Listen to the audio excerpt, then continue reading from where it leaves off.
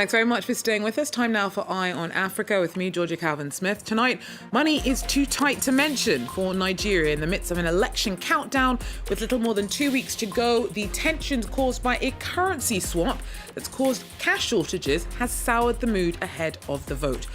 Also, as daily rolling power cuts across South Africa continue to hit the economy hard and undermine the lives and livelihoods of South Africans, President Cyril Ramaphosa declares a state of emergency over the crisis.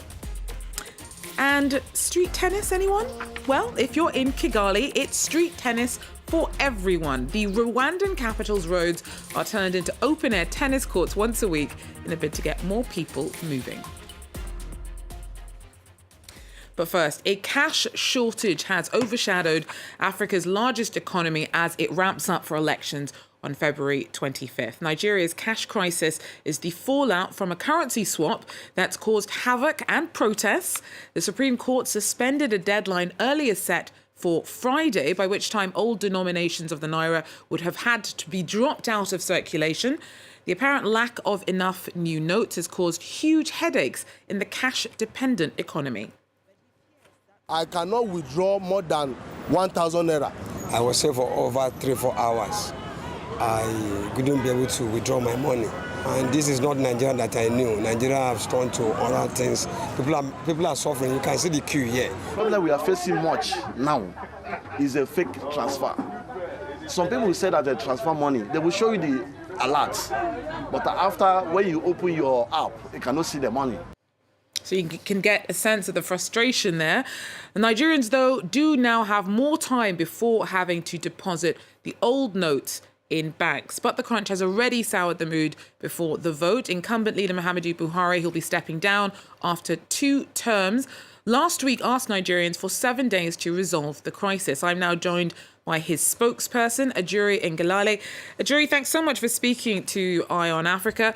So first of all, why did Muhammadu Buhari consent to this cash swap in the first place? Why take a risk like this so close to such a crucial event like an election? Well, thank you very much for having me. Firstly, let's appreciate the fact that President Muhammadu Buhari is known around the world for his unimpeachable integrity and for his stance on issues around anti-corruption. This currency swap was really motivated by laudable objectives, including undermining the role of cash, the illicit role of cash in our electoral processes with instances of vote buying in past elections, as well as undermining the role of cash in things like terror financing and the like. This really motivated it. Unfortunately, however, we had a situation in which officials of the nation's central bank proved to be totally incompetent and borderline conspiratorial against the electoral process in how they have implemented what is a laudable policy.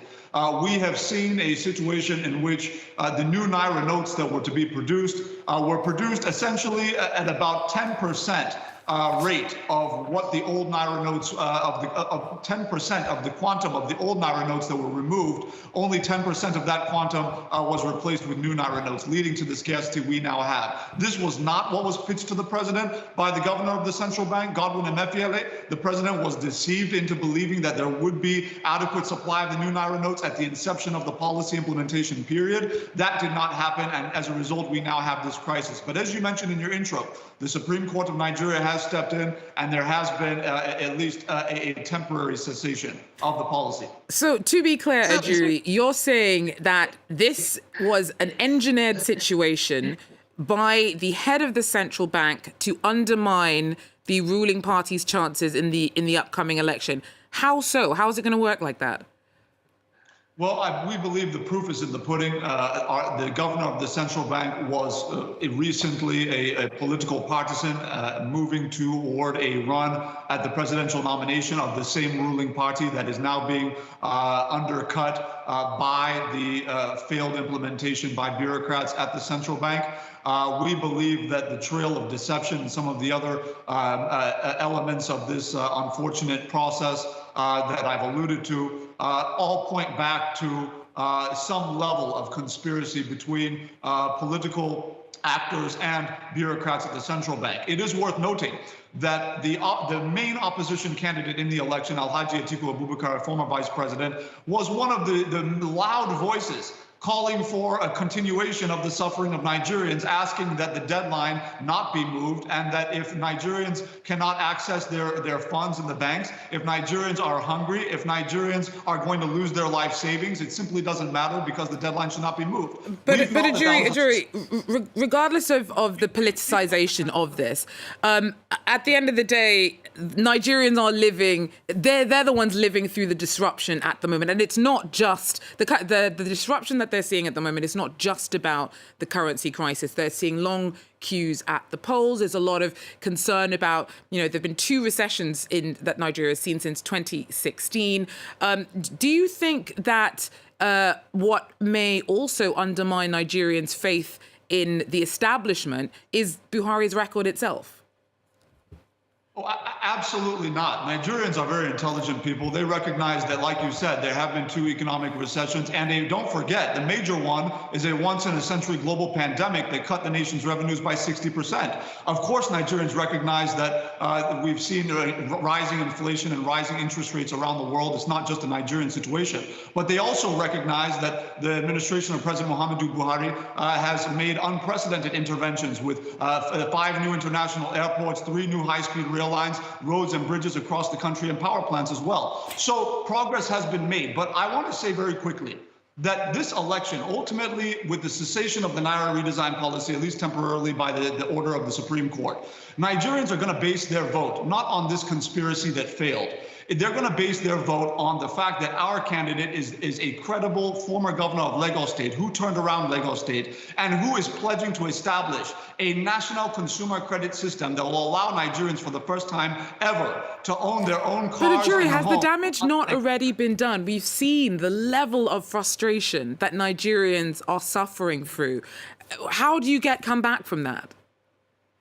Well, they understand who is calling for the continuation of that suffering and who has come out to defend them in the midst of the suffering. Our candidate was the first presidential candidate to come out and talk about the failed implementation by the Central Bank of Nigeria of this policy and the need for it to be resolved and fixed, instead of continuing to pretend that our people are not suffering as a result. It's the opposition candidates that supported the Central Bank of Nigeria at a time when Nigerians were suffering from the policy, which we find totally suspicious. So if you're asking the question... Jury, I'm so sorry, but we really do appreciate the time that you have taken to speak to us, but that is all that we have for the moment. So a jury in Kigali, they're the presidential spokesman for Nigeria's leader, Muhammadu Buhari. Thanks very much for speaking to us. Thank you for having me. Now, in rare comments on the conflict, Eritrea's president has dismissed accusations of abuse and atrocities levelled against his country's forces whilst operating in neighbouring Ethiopia. There, a 2-year war in the northern region of Tigray led to a peace agreement between Tigrayan forces and Ethiopian ones. Eritrea is not party to the agreement, despite its fighters having allied with Ethiopian federal troops. Addis Ababa long denied that. Well, whilst on a visit to Kenya on Thursday, President Isaias Afwerki said that Eritrea has nothing to do with Ethiopia's peace prospects. It's up to the government of Ethiopia to decide on the mechanisms and processes of implementing this arrangement. Don't try to drag us into a situation. But again, this question will have to go to a factory. A factory I call fabricating lies and disinformation, and go ask that factory or the owner of that factory who is talking about human rights abuse, who is talking about so many things happening on the ground. It's a fantasy. Now, South Africa's president has declared a state of disaster with immediate effect in response to the country's electricity crisis. The announcement came during President Cyril Ramaphosa's State of the Nation address on Thursday. Our Nadine Theron was there. She tells us more. And it is hope that swells our sails as we Cape Town City Hall hosted the opening of South Africa's Parliament again after the parliamentary buildings were destroyed in a fire in January 2022. President Cyril Ramaphosa's State of the Nation address was delayed by 45 minutes after the economic freedom fighters, the radical Young Party, interrupted proceedings. Some members had to be forcibly removed by security after invading the stage Ramaphosa was speaking from. As expected, the president announced a national state of disaster to deal with the energy supply crisis. But what was not expected is his announcement of a new position in the presidency and the imminent appointment of an individual minister of energy. That portfolio formerly fell under the coal-powered defending Minister of Mineral Resources, Gwede Mantashe. Extraordinary circumstances do call for extraordinary measures. Now, we have cooperated extremely well with a number of role players. The energy crisis is an existential threat to our economy and to the social fabric of our country. We must therefore spare no effort, and we must allow no delay in implementing the measures that are going to enable us to address the crisis. A state of disaster is not a state of emergency. This mechanism simply allows government to centralize and fast-track decisions, implement laws and cut red tape towards solving the energy crisis. The country currently loses R1 billion a day to planned power cuts. Nadine Turan there for us. Now, the streets of Kigali have been turned into an open-air tennis court on car-free Sundays. The change of lane for the city's roads is part of a bid to get more people active. Our Shirley Sitbin tells us more. This road in central Kigali is usually packed with cars, but this is car-free Sunday. Residents keep their vehicles at home and take their rackets out. Many discovered tennis when the city set up these mini courts. At the beginning, it was very complicated for us because we didn't know much about rules of playing, but we caught up. With such small courts, players have to move pretty fast. Some can't keep up until the end of the game, especially if they're being interviewed. We're having fun, and when you feel tired, you can ask your teammate to take over. It's very enjoyable. Enjoyable as it is, some prefer to play in the more conventional way. This helped me to collaborate with my friends. You see, she's my friend, and we are enjoying. This is the weekend. After this sport, we are going to share something, but this is my very, very, very favorite sport.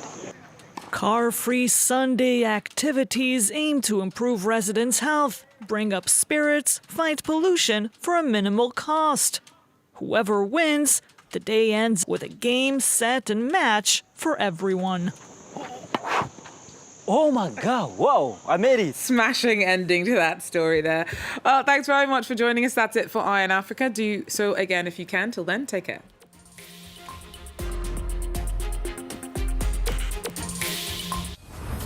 Un diablo? It's as if a devil had killed everything that was here. We revisit La Palma, a year after the eruption of the Cumbre Vieja volcano, which brought...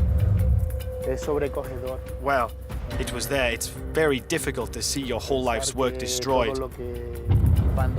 We feel abandoned, cheated, excluded. I'm more worried about the future than what's happened. I see the future in a very dark way. I think if everything goes well, in July, August, we'll be able to have a banana tree here. Watch La Palma, Volcano Revisited on France 24.